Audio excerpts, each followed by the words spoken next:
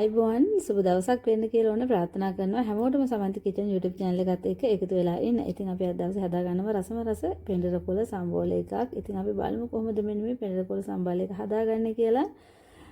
හොඳින් වැඩුණු පෙඬර පොළ මේවට තෙල් බෙහෙත් මුකුත් නැහැ. අපිට මේ අවට පරිසරයෙන් ලැබෙන දේවල් තමයි. ඉතින් බලන්න මෙන්න මේ විදිහට මම හොඳම පෙඬර පොළ ටිකක් කඩලා ගන්නවා. මේ පෙඬර පොළ සතුන් වහලේ හිම මුකුත් නැහැ. හරි පිරිසිදුවට තියෙනවා. ඉතින් මෙන්න මේ ආකාරයට අපි ඔන්න පෙඬර කොළ ටිකක් කඩලා අරන් සෝදලා ගන්න ඕන. මේ පෙඬර කොළ පොඩි කරන් නැතුව තමයි ගන්න ඕන. ඒකට තක්කාලි දෙහි ඒ වගේම බීලුණු රතු ලුණු දෙනවා නම් හොඳයි. දෙහි ටිකක් ලුණු කුඩු ටිකක් තමයි අපිට අවශ්‍ය කරන්නේ. අමු මිරිස් කරල් කිහිපයක්. අමු මිරිස් කරල් නැත්තම් ඔන්න කෑලි මිරිස් චුට්ටකුත් දා ගන්න පුළුවන් ප්‍රශ්නයක් නැහැ. මෙන්න මේ විදිහට තමයි ගන්න ඕන. කොළ ටික විතරක් කඩලා මේ කොළ කපලා ගන්න එපා. එහෙම වුණොත් සෙවල ගතියත් එක්ක තිත්ත රසක් එනවා. ඒ හින්දා අපි කෑම එක කන වෙලාවට තමයි මෙන්න මේ විදිහට පෙඬර කොළ සම්බලයකට දෙහි ඇඹුල් ලුණු එකතු කරලා මේ වගේ කවලම් කරගන්න. ඒකත් මතක් කරන්න ඕන.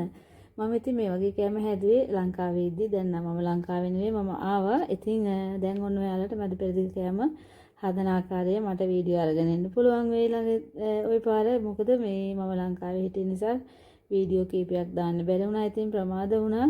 මම සති දෙකකට වගේ ගිහිල්ලා හිටියා. ඉතින් අපිට හදාගත්ත රසවත් හතු කරි එකක්. මේකත් අපේ වත්තේ හැදිලා තිබ්බ හතු ටිකක් තමයි මේ විදිහට උයාගත්තේ. මේකේ ලින්ක් එකත් මම වීඩියෝ එකේ දාලා තියන්නම්. ඔයාලට ඔන්න සම්පූර්ණ වීඩියෝ එක තියෙනවා බලන්න පුළුවන්. මෙන්න මේ ආකාරයට අපි රසම රස කෑම එකක් හදාගත්ත. රතු කෙකුළු බත් වලට පෙඬර කොළ සම්බෝල පරිප්පු යලා ඒ වගේම මස් කරි එකක් වගේ උයාගත්තු හතුත් එක්ක. ඉතින් මෙන්න මේ දකින විදිහට ඔයාලට පෙඬර කොළ මම කපලා අරගෙන නැහැ. කොළ පිටින් අරන් තියෙන්නේ. මෙහිම කනකොට මේක හරිම රසවත් විතරක් එන්නේ. එහෙනම් ඉතින් ඔන්න හැමෝටම ජය වෙන්න කියලා ප්‍රාර්ථනා කරනවා. අපි ඉතින් හමු වෙමු නැවතත් අලුත් වීඩියෝ එකකින්. එතෙක් අද දවසේ දමු ගන්නවා. එහෙනම් ඔබට ජයම වේවා කියලා.